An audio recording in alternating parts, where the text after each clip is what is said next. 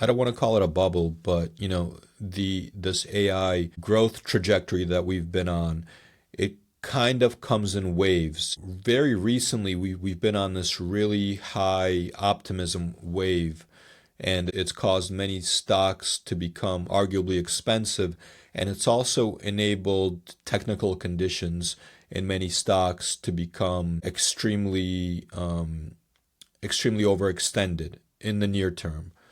So looking at the AI trajectory from this perspective, trees, they don't grow to the sky basically, and stocks, they shouldn't, and even AI stocks, they should not increase perpetually without healthy pullbacks and corrections. We've had this really, really nice AI wave since the April bottom. It's done really, really well. We've seen extraordinary moves in stocks like Oracle, AMD, Nvidia, et cetera, et cetera, et cetera. And I just think that it may be time for a little bit of a break. Now, I'm not talking about the whole AI growth cycle ending here.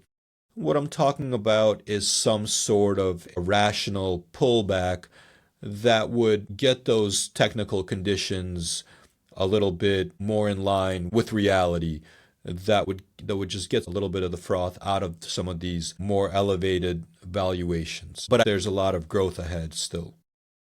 A lot of companies that are very profitable and that aren't trading at obscene multiples here. Again, like an AMD, an Nvidia, Google seems reasonable. Meta Platforms has a reasonable multiple in my view, and many other companies as well. But my question is, what happens if Nvidia's growth margins go down, because there's increased competition now with AMD, Broadcom, and Marvell and other companies, the hyperscalers making their own chips. So what happens when Nvidia's is not as profitable as it is? What happens to that $5 trillion valuation? And a lot of people compare Nvidia to Cisco, and I'm thinking, well, it is possible that Nvidia may be like Cisco was in 1998 or something like that. Maybe the AI market can use a nice pullback here, and then we could get some more upside. But at some point, the party is going to end, and we are going to have a big